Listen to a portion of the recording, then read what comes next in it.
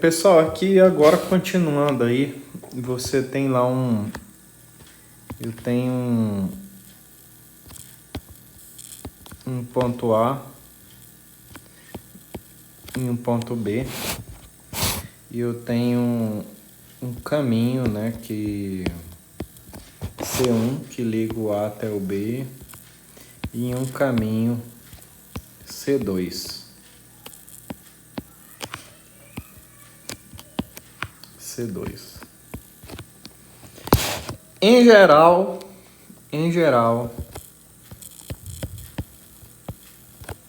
você vai ser diferente, ó. Quando você, o caso geral,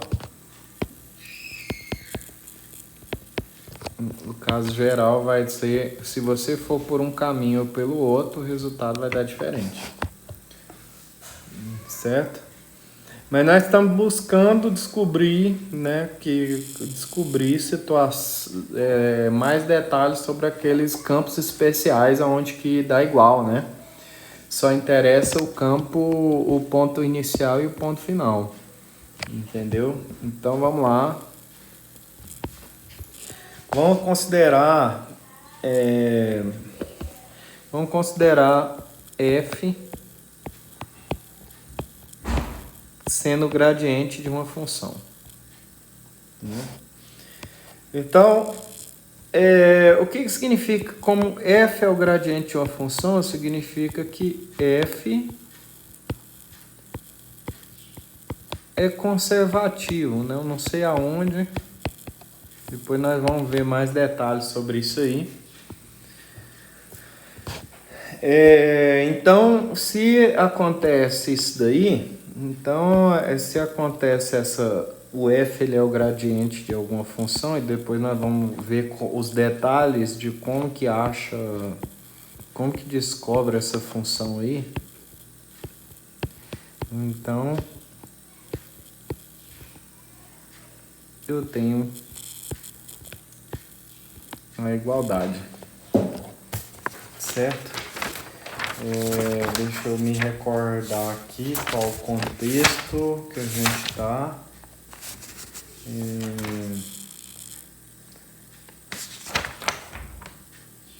A gente viu, né, pelo aquele teorema da aula anterior, a gente viu que acontece? C1 e C2 compartilham o mesmo ponto, o ponto inicial e o ponto final, é o mesmo ponto final, mesmo ponto inicial. Então a gente viu o mesmo ponto inicial, o mesmo ponto final. Então poderia até pensar aqui que você tem aqui um R de B e aqui eu tenho um R de A.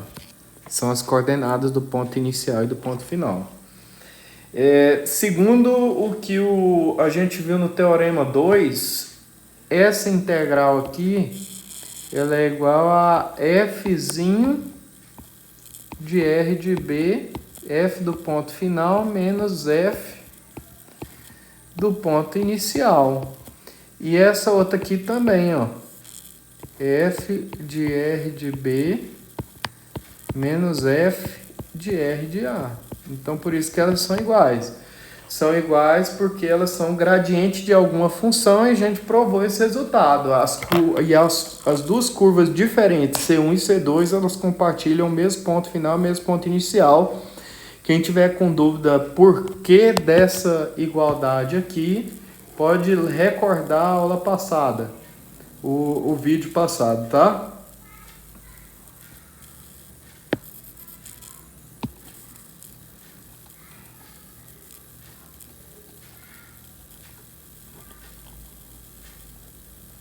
Aí. Vamos lá. Se o campo for conservativo, é bom porque a gente vai ter um trabalho mais tranquilo do que ficar mexendo com parametrização de função, tá? Uma situação aqui, esse gradiente aí, ele é uma função contínua, tá? Tá ok? Então vamos lá.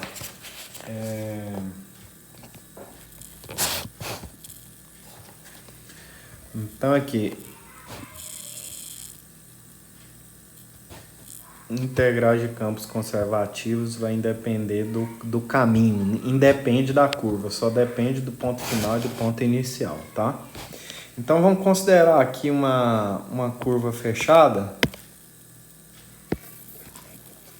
Vou considerar aqui uma curva fechada, vou escolher um ponto A e um ponto B aqui. Então eu vou do ponto A para o ponto B e de qualquer um dos lados aí, né? Eu tenho aqui, na verdade eu vou pegar aqui a mesma orientação, certo? Para mim seguir a ordem que está aqui. Então eu tenho aqui de C1,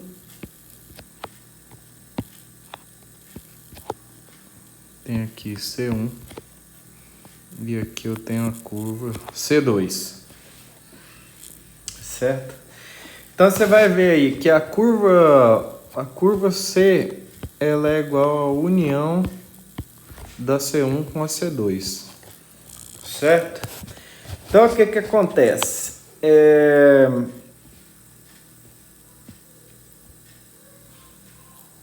A C2 ela é trocada, né? O ponto inicial dela é o B e o final é o A. Então eu vou pegar e vou fazer o seguinte: eu vou considerar aqui a orientação ao contrário, porque eu quero uma curva que tenha o mesmo ponto final e o mesmo ponto inicial, que é menos C2. Ela começa no A e termina no B, igualzinho a C1. Tá bom? Então vamos calcular a integral de linha.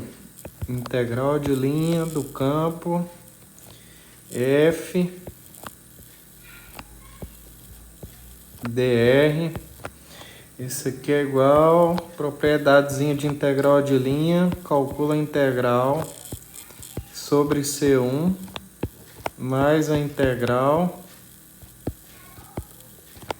sobre C2, certo? Aí agora, propriedade da integral de linha, propriedade aí que vocês devem ter marcado aí, né? Que se eu mudar a orientação, aí eu vou mudar o sinal da minha integral também, certo? Tá ok? E como esse campo esse campo aí, eu tô pensando no campo que ele é o gradiente de alguma função. Então esses dois valores aqui eles são iguais. Olha, esses dois valores aqui são iguais porque o domínio são curvas que têm o mesmo ponto inicial e o mesmo ponto final, certo? Então, se são iguais, a diferença então dá zero, certo? Então, integral de f dr sobre c deu zero, uma curva fechada aí, tá? Tá ok? Quando a curva é fechada, o campo é conservativo e a curva fechada, a integral de linha vai dar zero, certo? O que é a curva fechada? A curva tá fechando aqui, ó. Se você pensar que o C é essa curva completa. Essa curva completa, ela é fechadinha aqui, ó. Ela encontra o mesmo ponto aqui, ó. Fechado e aberto. Fechada e aberta. Certo? Tá bom? Beleza. Agora, vamos pensar aqui numa outra situação. É que você tem uma situação contrária, né? Que agora você tem uma região D, se eu não me engano é isso, aí tem uma região D e eu tenho aqui uma curva, eu tenho os dois pontos AB aqui, né? Ponto final, ponto inicial, e aí eu tenho dois caminhos ligando A e B, de maneira que quando eu faço a composição dos dois, eu tenho uma curva fechada. Presta atenção. Se eu colar esses caminhos um no outro, eu tenho uma curva fechada, ó, suave por partes, porque ela tem dois bicos, um bico aqui e um bico aqui, certo? Então, vou fazer a mesma estratégia lá da outra parte. Eu vou considerar essa curva aqui, que é menos C2. Vou considerar essa curva menos C2, só um momentinho. Menos C2. Deixa eu recordar aqui na minha nota de aula.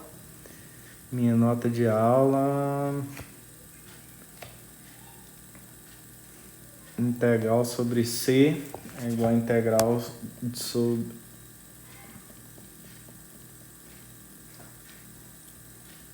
menos C2.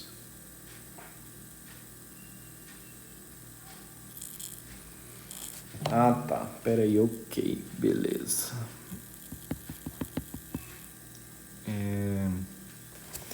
Então aqui, como o campo é conservativo, aí eu penso aqui na curva C. Curva C como sendo C1 união com C2 do mesmo jeito, tá? Então, C é uma curva fechada, tá? C é fechada. Então, se o C é uma curva fechada, sendo F um campo conservativo, se integrar e dá zero. Certo? Agora, o que é a integral de... Essa integral aí, quem é a curva C, ela é C1 união com C2. Então, aqui é C1 união com C2 de F dr igual a zero. Então, isso aí é o que? Integral sobre C1. Agora que eu entendi. Muito bem. Aqui eu vou pegar a curva menos C2 aqui. Menos C2.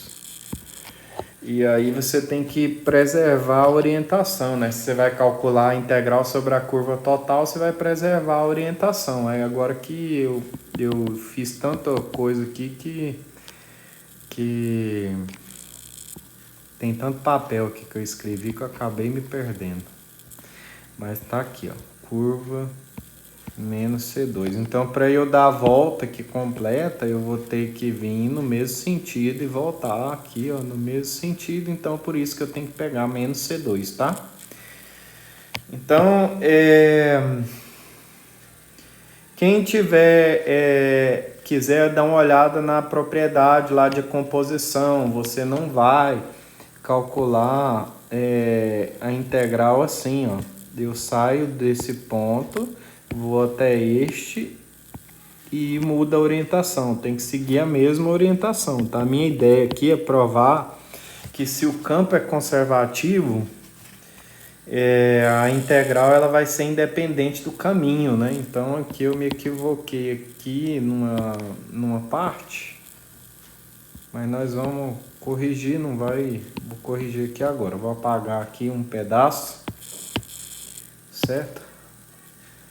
Então vou apagar aqui. Então você vai fazer C1 união com menos C2. Então, aqui é C1 união com menos C2. Então, isso aqui significa o quê? Usando a propriedade integral de linha, integral sobre C1 de f dr mais integral sobre menos C2 de f dr é igual a zero. Então isso significa o quê? Que a integral de f dr sobre C1 é igual a menos a integral sobre menos C2 de f dr. Só que propriedade da integral de linha, né? Menos a integral de f dr sobre menos C2, isso aí é igual a integral sobre C2 de f dr. Então, o valor da integral não depende do caminho quando o campo ele é conservativo, tá? Não depende do caminho quando o caminho é fechado, né? O caminho sendo fechado aí. Certo? Eu aconselho, para ficar mais claro, você dar uma olhadinha no livro, não, dá uma olhadinha no capítulo, né? Eu já sugeri isso aqui só para você, um resumo do resultado, tá? Resumo do resultado. A integral de linha de f dr sobre C, ela é independente do caminho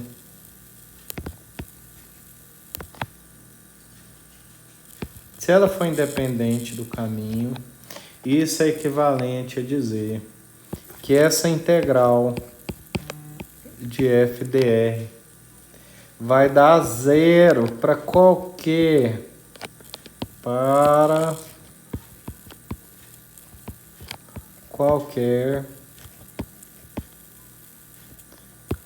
caminho fechado.